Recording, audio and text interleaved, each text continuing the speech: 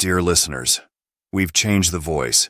Please comment below whether you think the new announcer is better than the previous one, or if we should bring the old one back. And now, let's dive into the story. Let's go. My wife cheated on me once. Once was enough. I'm sure she thought she had everything covered and was quite surprised at the way I handled things. The build-up was the usual story. Married for 15 years, things had gotten rather stale. We drifted apart, spending time in the same house under the same roof but in separate rooms. Though she grew distant from me, I noticed at some point that we were no longer partners, no longer confidants, no longer lovers. She left too many clues. I picked up on things and dug a little. Turns out she was having an affair, or at least an emotional one. She started complaining to me. This was normal, and I had stopped listening to her complaints and digs at me over the years. Now, with this new evidence, I not only heard her, I listened. She was unhappy with our marriage. She was falling out of love with me. It was clear to me if I tried to bring up the subject that she was wrong, that we could fix our love, that I loved her and we could reclaim our marriage. She would just pull further away from me. She would just look at me. And within her eyes, I would see another bridge between us collapse. To hell with this, I uttered to myself as I drank my beer. I had gone and replayed our last argument over and over in my head. I tried to find a way to claim her back. She was mine after all. It seemed, I thought to myself, that every time I tried harder to gain my wife back, she pulled away from me even farther. I sat there late into the night, allowing my wife to sleep in our big, lonely bed while I nursed my hurt feelings. Somewhere along the way, my brain kicked in, and a new track of thinking worked its way into me. Why was I arguing with her about what she felt? Why indeed? I realized at that moment that everything my wife had been telling me was the truth, a truth I couldn't simply ignore or talk her out of. She was telling me how she felt, and here I was arguing with her, telling her that she was wrong, that she was not actually experiencing those feelings. How stupid was that? How can you tell someone they are wrong about how they feel? Well, that would stop right away. How she felt was how she felt, so why argue about it? So how did I feel? Strange. No, really, it was strange because when I sat there in the dark on the couch thinking about my recent relationship with my wife, I realized that I was unhappy too. I wasn't quite sure that I loved her anymore. I was in love with the idea of still being together and married with my loving wife, but that wasn't the reality now, was it? That eureka moment hit me. It took me a while to put it together, but I now had a plan of action. Whether it worked or not, at this point I didn't care, because I now knew that what I had been doing and what she had been doing was not working. What's that saying? The definition of insanity is trying the same thing that didn't work over and over again, thinking that it would work. I smiled, tossed my beer bottles in the recycling bin, and decided to sleep in the guest bedroom. Frank. Linda had opened the door to the guest bedroom and had flipped on the light, switching to blind me out of my sleep. "What are you doing sleeping in the guest room?" I blinked away the light until my eyes grew accustomed to the brightness. "I was up late. Didn't want to disturb you," I said. She looked at me and then shuffled off to the kitchen for coffee. I'm not a coffee drinker, having been blessed with the ability to wake up and be alert immediately. I jumped into the shower and prepared for work. Today I had a spring in my step. That evening, Linda sat down across from me in the living room. I was in my familiar seating position on the couch. Linda clenched her hands. She was anxious, and I felt that she was preparing herself to tell me something. "Frank," she started, "this isn't working. I feel frustrated and confused, and I don't think I love you anymore." I sat there looking at her. She paused, then continued, "Frank, I know we've been together for so long, but I think we need to get a divorce." That word hung in the air. I smiled as she nervously looked at me. "That sounds good, dear," I said. She blinked. "Frank, did you hear me?" I nodded. Yes, of course I heard you. You don't feel things are working. You don't love me. You want a divorce. I agree." "Ah, you do." She was unsettled now. I got up and went to her. I knelt down in front of her. "Linda, I can't change how you feel. You don't love me. How can I argue against that? Can I tell you that you were wrong? No, you don't love me. Well, to be frank, there's been a lot of times when I didn't love you either. If you feel that you can't live with me anymore, well again, how can I argue that? Linda was looking at me like I was crazy. Deep down, though, I could see that she was nodding at my acute ability to realize that what she said was the truth, and she appreciated it. Wait, you didn't love me? She asked. There have been times just like you. She got a little flustered. In all the time she played out this little scene in her head, she had never anticipated me reacting like this. I enjoyed seeing her emotions play out on her face. Well, I said. Anything else? I have to go out tonight, so I would like to get this settled now if you don't mind. Are you moving out right away? I got up and started to get my jacket on, preparing to leave. Frank, where are you going? I'm going out. I think I'll hit up a few of the bars. I might as well start looking for someone else now. No time like the present. I waved goodbye to her and left her still sitting in her chair with her mouth hanging open. I stopped off at the first bar, a rather subdued and older crowd hangout. There, I took a bourbon and sat down at one of the tables away from the crowd. I pulled out my mobile and put another part of my plan in action. I called a friend of mine from work. Jessica worked with me in my department and was known as the company gossip. Playing the part of the poor put-upon husband, I solemnly relayed the conversation I had with my wife, specifically how she had blindsided me with the request for divorce. The reason I called her, not the real reason, was that I was out on the town, drowning my sorrows, and might not be into work the next day. I could hear the wheels turning in her head as Jessica and I had flirted at work from time to time, and she was single. Next thing I knew, Jessica had invited herself along for the evening with the pretense of watching out for me and being the friend in need while I was in such an emotionally fragile situation. I met Jessica at a lounge I knew to be frequented by my wife and her friends. Was I concerned that someone might see me? No, my marriage was apparently over. My wife didn't love me, and to be honest, right now I wasn't loving my wife Linda either. Jessica looked good. She had dressed quickly. Maybe she wanted to get to me before anyone had a chance. At least that's what I wanted to believe. But when she saw me, she was a little surprised that my body language and mood didn't match the news that I had told her over the phone. The smile on my face didn't help either. Frank, what's going on? She sat down next to me with a scowl on her face. I held up my hand and motioned to my ring finger, which was now bare. She wants a divorce. That's how she feels. Why should I fight it? I beckoned the waiter over and ordered a refill. Jessica ordered her usual Cosmo. Frank, you sounded more broken up over the phone. Jess, we've been unhappy for a while now. I finally realized that I maybe don't love her like I did anymore. She wants this final thing from me, being the divorce. So you know what? I'm not gonna fight it. She wants out. Fine. She's out. I'm not gonna lay around in misery, lonely and unloved. Jessica took a big swig from her cocktail. She sat there looking at me. I was having this effect on women, I was now realizing. Whatever this attitude was that I had, I noticed it confounded the women. Shall we dance? I didn't wait for her reply, just grabbed her hand and took her out on the dance floor. Frank, what are you going to do? I held her closer. I'm going to give whatever it is that she feels she wants. I'm going to do whatever it is that I want to do. Right now, I want to dance with you. Actually, I've wanted to dance with you for a long time, now I am able to. She looked up into my eyes and smiled. If you're trying to get back at her, I cocked an eyebrow.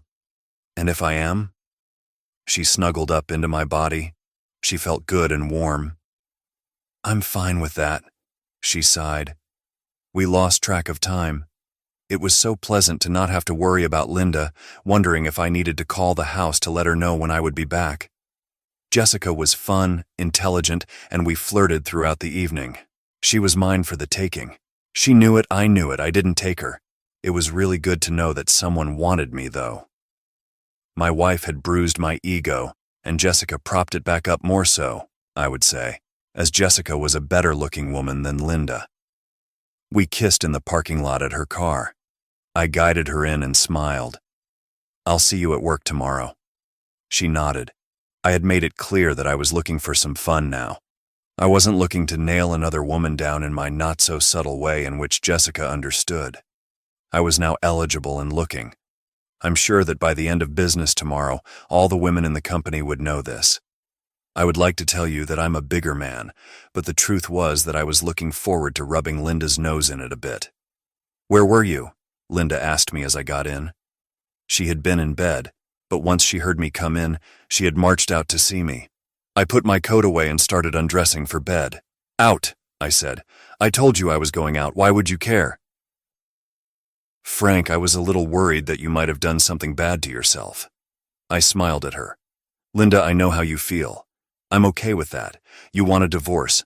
I'm happy to give you one. Far be it for me to force you to live a life with someone you don't love anymore."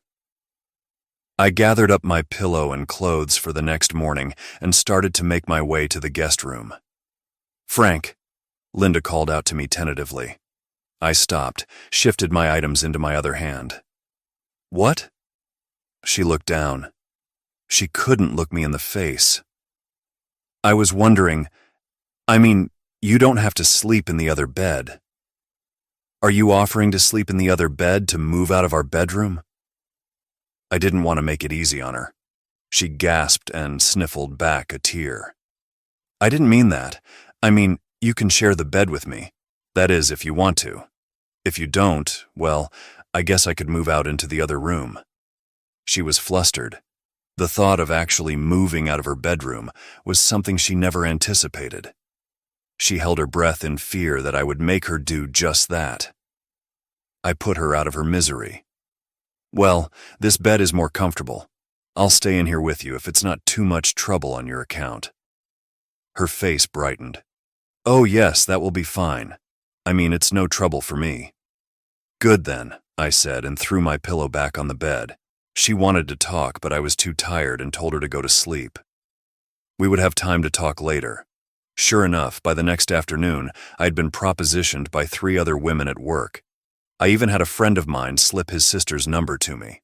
She was a widow and was having a difficult time finding someone to date.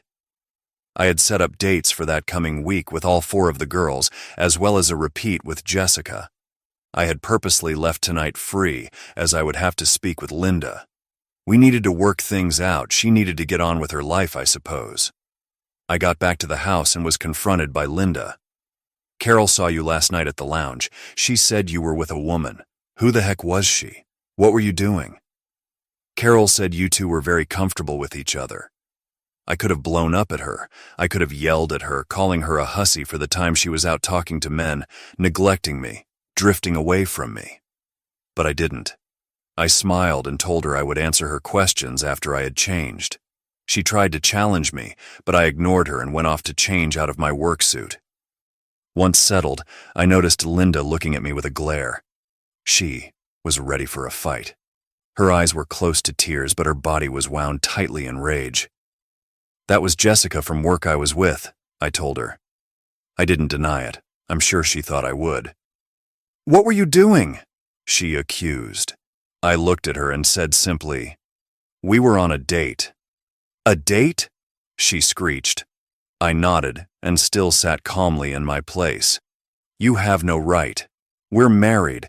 What made you think you could—" I got up and got a drink from the kitchen and sat back down. She still stood glaring at me, expecting my answer. "Why would you care?" I asked. She gaped at me. "We're married. You want a divorce, don't you?" She nodded, unsure about her voice.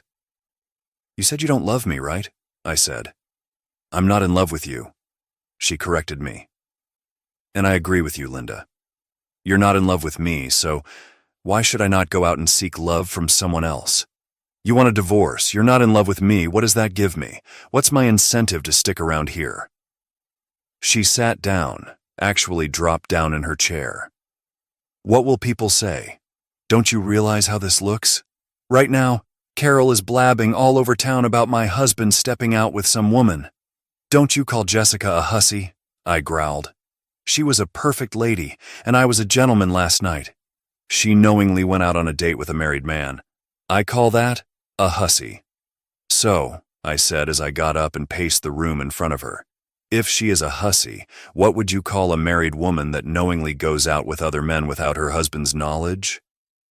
Linda stared at me. She said nothing. I could see her mind working. How much does he know? What's that got to do with anything? She blustered. I just looked at her. I was silent. She saw it in my face. I knew. Her body started to shake. How much do you know? Enough, I said. Whether you had sex with him or not, I really don't care. You see, my dear, this marriage was over when you decided to cut me out of the loop. I'm not going to cry about it. I'm moving on.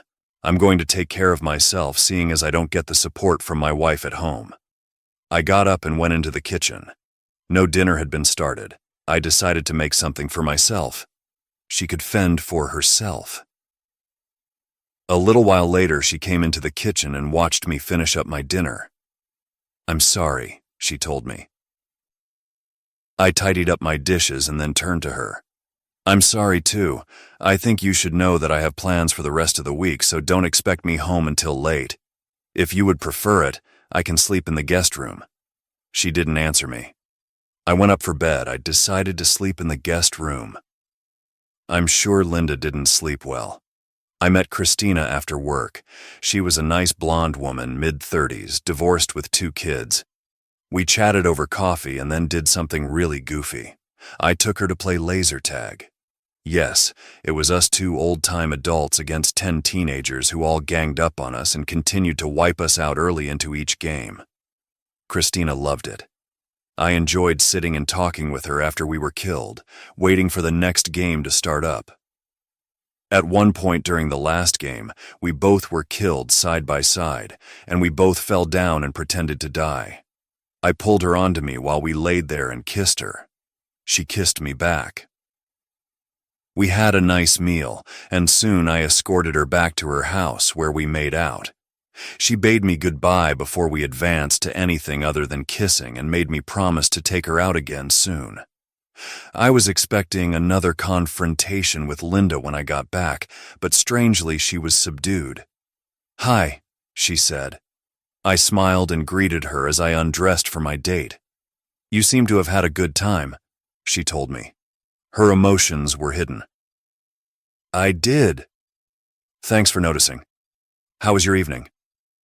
We talked for the first time in months. We sat down and talked late into the night. "I never had sex with anyone else, Frank. I promise you," she admitted. "I kissed a few men. And I shared my thoughts and feelings with Justin at work. He wants more from me. But I wasn't ready. Linda, I'm sure we're both at fault here, but even though you didn't actually have sex with anyone else, you still cheated me. We were a team. I'm happy you controlled yourself before asking me for a divorce. I really respect you for doing that. I should have listened to what your feelings were. Instead, I argued against them." "Yes," she agreed. We sat silently for a while. "Frank, I'm confused right now. I don't know if I want a divorce." I smiled. "You let me know when you figure things out. I'm not kicking you out of the house, nor am I leaving it anytime soon." "Frank?" I had gotten up and was getting ready to go to bed. "Are you still going to date Jessica?" "Yes, I'm dating now. Others as well. You do what you have to do. Figure things out. I have to do what's best for me. If we divorce, well then, it wasn't meant to be."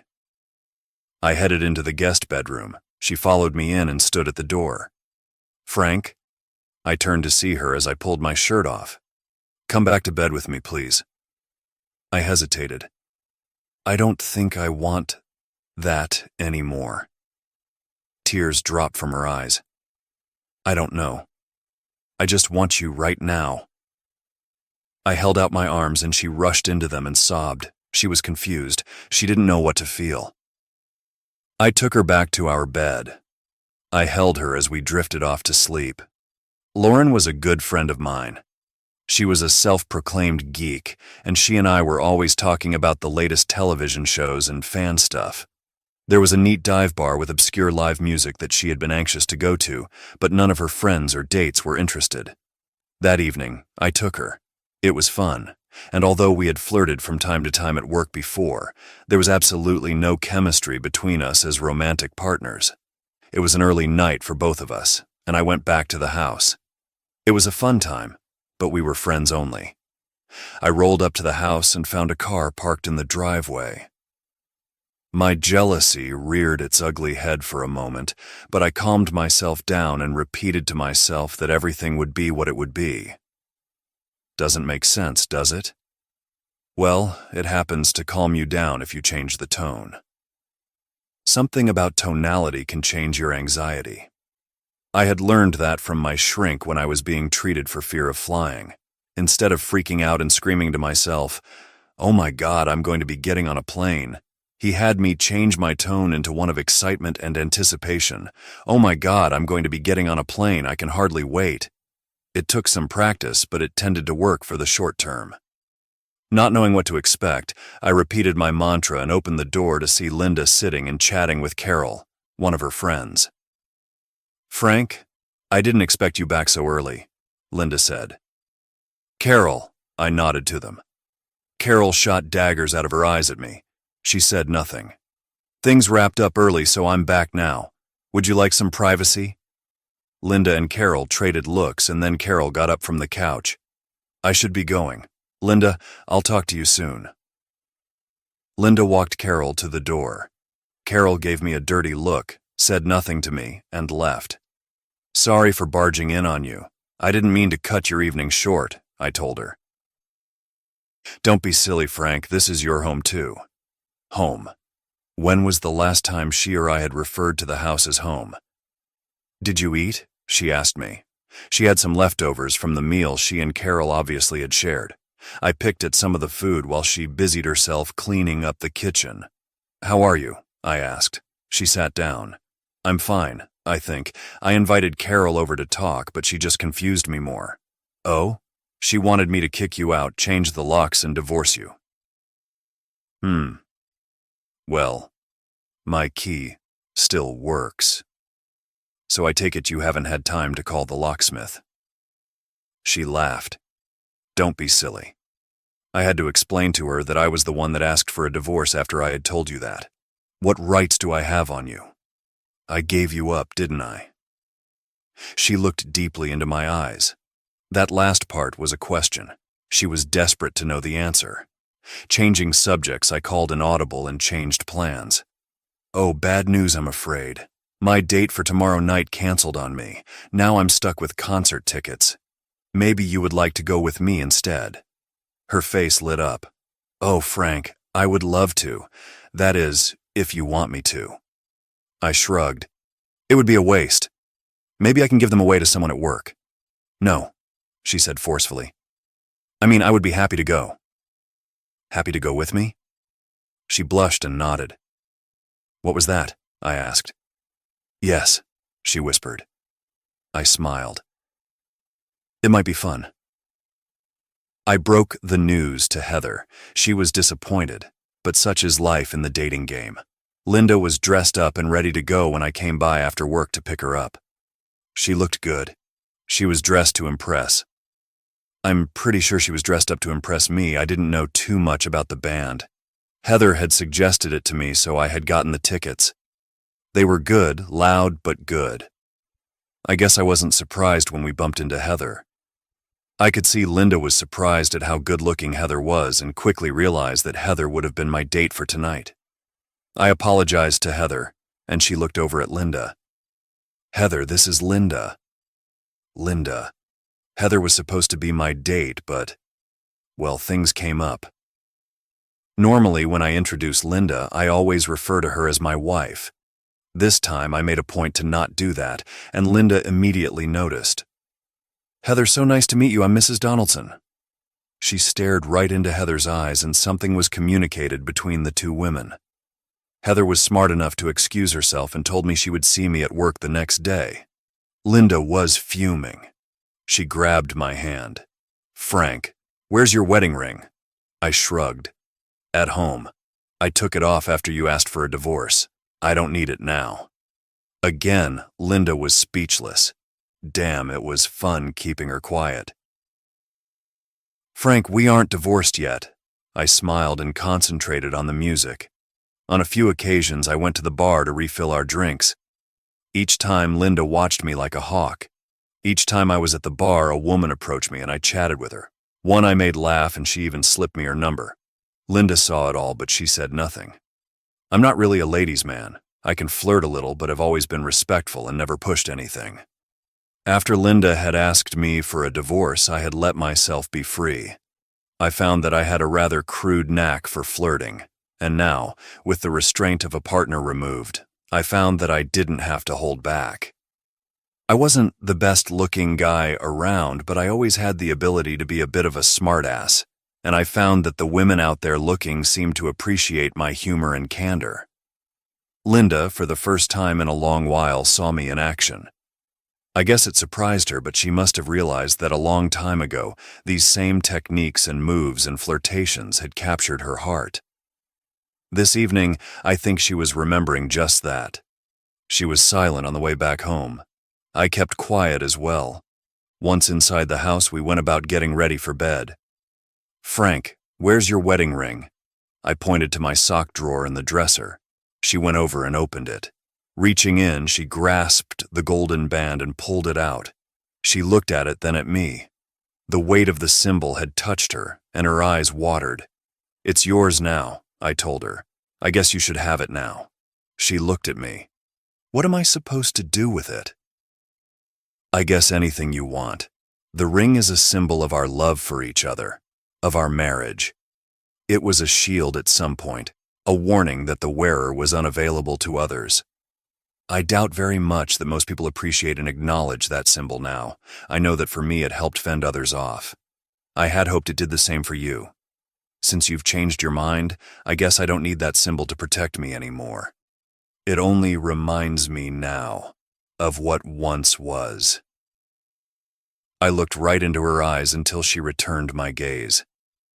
"When the time is right, you will know what to do with that ring." I walked over to her and closed her fingers around the golden band. She watched me and accepted the responsibility. "Frank? I was just falling asleep when she had called to me. "Thanks for the evening. I enjoyed myself." "You're welcome." I drifted back to sleep. Breakfast was waiting for me in the morning. Linda had cooked up some eggs and bacon. She wasn't the best cook, but I appreciated the effort. I noticed that Linda had kept her wedding band and engagement ring on. I also saw that she kept fingering them while she ate with me. I got a call that morning from Carol. "Carol, I'm surprised to hear from you. What can I do for you?" "Lunch today, 12:30 at La Boom." She clicked off and I stared at the dead headset. I wasn't sure what to expect at lunch. I didn't know Carol very well. Linda had befriended her at work. She was pleasant looking, but never very friendly to me. She was one of Linda's friends that she saw when she went out with the group from work. They would have drinks at the lounge. I had met Jessica that first evening. She was already seated at the white linen cloth table, and she waved me over. Her face was tight and curt. This was probably not going to be pleasant. Once seated and my order taken, Carol lit into me. "What the heck kind of crap are you up to? Linda is in agony and you pull this stupid stunt of dating other women in front of her?" For the first time, I think I blushed. Part of it was embarrassment. The other was anger. I quickly shut my mouth before saying something regretful. I realized immediately that whatever I said and did today at lunch would be promptly reported back to Linda. She watched me as I regained control of my emotions. For a long while, I pondered how to respond. Finally, I spoke. "Carol, how much do you know about what is going on with Linda?" "I know that her husband is acting like a complete a-hole," she growled. Others around us looked our way. "Carol, cut the crap. Answer my question honestly, and I will answer yours. I have nothing to hide here. Do you?" Carol swallowed and was glad that our waiter chose that moment to serve our food. I sat and waited. "Linda is confused," Carol admitted. "So confused that she needs to see other men to help sort her mind out?" Carol blushed and took a swig of water. "Linda had some weak moments, Frank." "I'll bet," I retorted. "We've been trying to help her work things out," Carol responded. "You see, my dear Carol, that's where I take exception to things. Why is it your responsibility and your friends to help her work things out between her and her husband, and not her husband, me? Carol was silent. In fact, what business is it of yours anyways? Linda is a friend. So, I said, I'm supposed to be her best friend, her partner, her life mate. Don't you think that if she had some issues, she should have spoken with me? Don't you think she should have come to me to work things out? Instead, she goes to her friends, who apparently are such good and responsible people, that they take her to places where she can work her feelings out with other men who don't seem to care that they are kissing another man's wife. Carol turned a little pale. No, she turned a lot pale. She didn't seem to have much of an appetite now. Somehow, Carol had opened up the floodgates of rage within me. This was yet another silly, simple friend that decided to stick her nose into someone else's business. Let me ask you something, Carol. Are you married? She shook her head. No. Ever been married? Again, no. Do you have a degree in counseling? No. So what qualifies you to give advice to someone about marriage? You haven't ever been, so how would you know what it feels like day in and day out? What gives you the right to twist and manipulate someone else's marriage? She gasped. But I'm her friend. Not from where I'm sitting. How many times have you spoken to me? Once or twice that I can remember. I've been married to Linda for 15 years, yet when did you ever take the time out of your life to meet and speak and get to know the man and partner of your friend?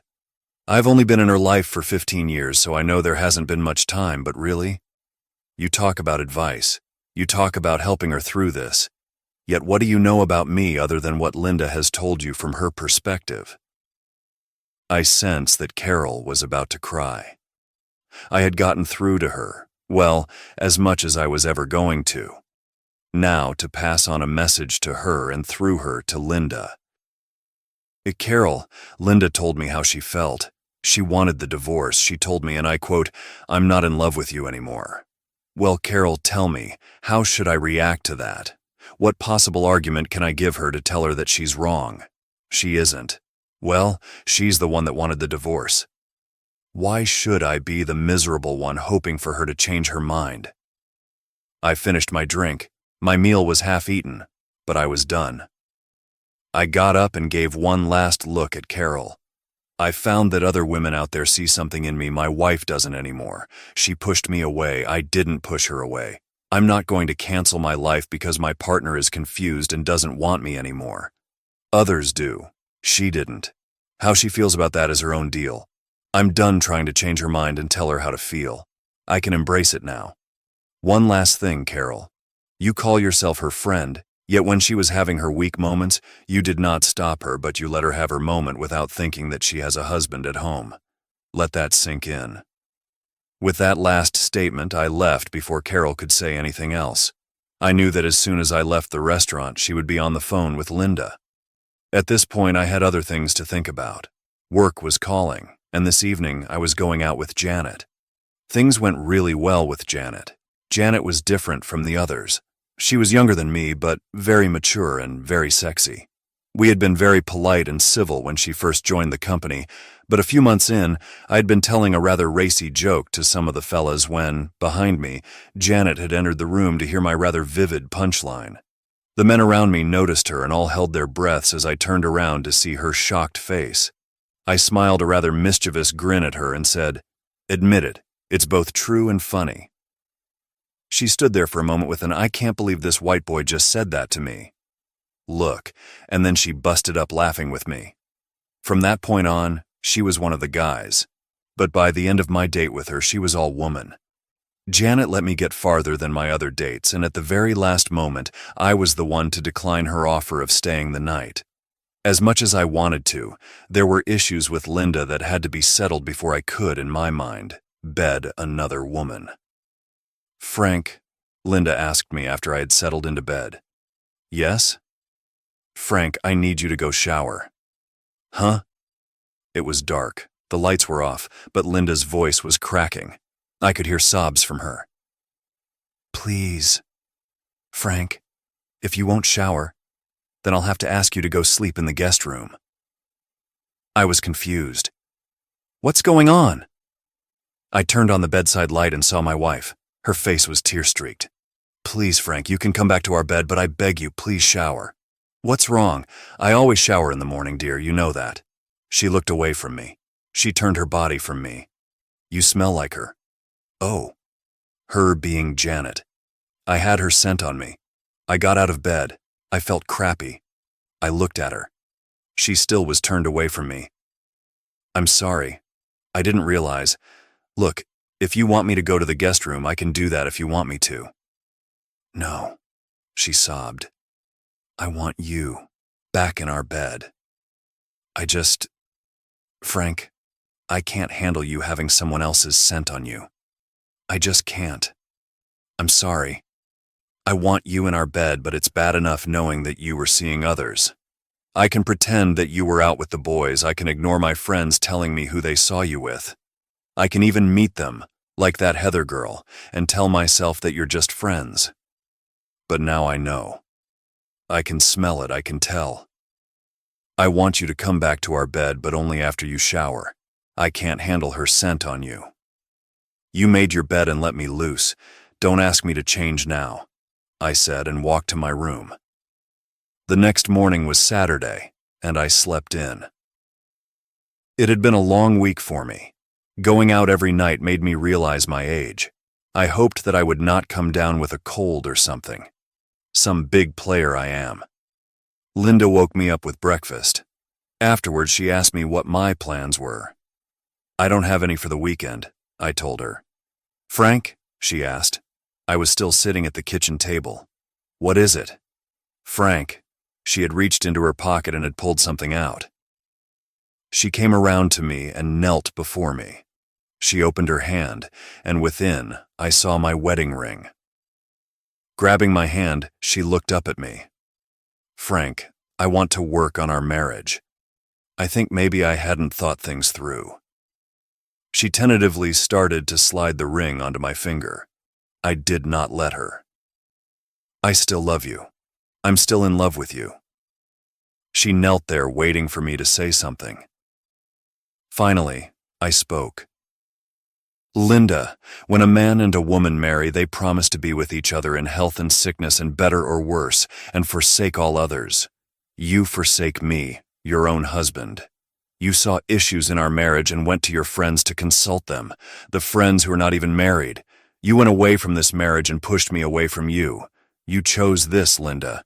You could have come to me if there were issues, yet you found your comfort in the arms of other men. I don't know if you slept with them or not. Honestly, I don't care, because the moment you left my side and went away, you went away. I thought about this every day that I was away from you. I am happy without you. I am happy away from the memories of your betrayal. I would be a fool if I think that we can get back together. I don't want days when we fight and I bring out your cheating, and our fight will be painful for both you and for me. Tomorrow morning, you will be served here at our house. We are dividing our assets equally. I give you this house in place of my other assets. You may want to have a lawyer discuss this with you. I will wait for it. However, I no longer want to stay with you. You made a choice to cut me out. Now I make the same choice." Linda collapsed on the floor and cried. I went back to my room and slept. The next morning I packed my stuff and started to leave. Linda was in the kitchen, and it seemed that she was there all night. I sat down near her. "I am not here to say sorry or blame you for anything. I just want you to think that we were never meant to be together." Then I walked out of the house and out of Linda's life. We were divorced after 6 months. During this time, I was asked by the court to undergo counseling, but I knew these were just tactics to delay the matter. I knew my love for Linda was dead. Throughout the sessions, Linda kept on repeating that she did not sleep with anyone other than me. It was only in the last session that I spoke at length. I was very clear. Linda did not love me. The counselor tried to point out Linda's confusion. I countered, saying that a person should be confused to marry someone. If you marry someone, it means that you have overcome a confusion and decided that you want to live with this person for the rest of your life. The counselor's point was that we live in a modern society and that these things are very common. I knew what she was trying to do. I can understand that these things are common. Then why get married? If you have to cheat on your lawfully wedded husband, then why marry in the first place? What is the meaning or sanctity of getting married? Ban marriages to start with, and since, per your logic, cheating is common, so is divorce. There are laws in nature that you and I cannot change. For every action there is an equal and opposite reaction. You cheat, you get divorced. The young counselor did not have a lot of answers. I guess she did not have a lot of experience. The divorce was final, and after 6 months I was free. Am I happy? Not really. Am I sad? Not really. I guess the happiness and sadness index broke somewhere down the years. Do I enjoy my life? Yes. I date women. I train and I work. Did I rush back into a relationship? No. I was not in a mental state to do that. I had to undergo therapy to get my mind and my heart straight. What really helped is the martial arts training that I started.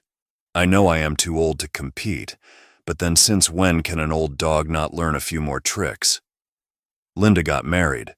I was invited, but I never showed up. Carol too got married only to get divorced after 5 months. Her husband was a smart cookie, had a solid prenup in place. Will I get married again? I really don't know the answer, but maybe time has that answer.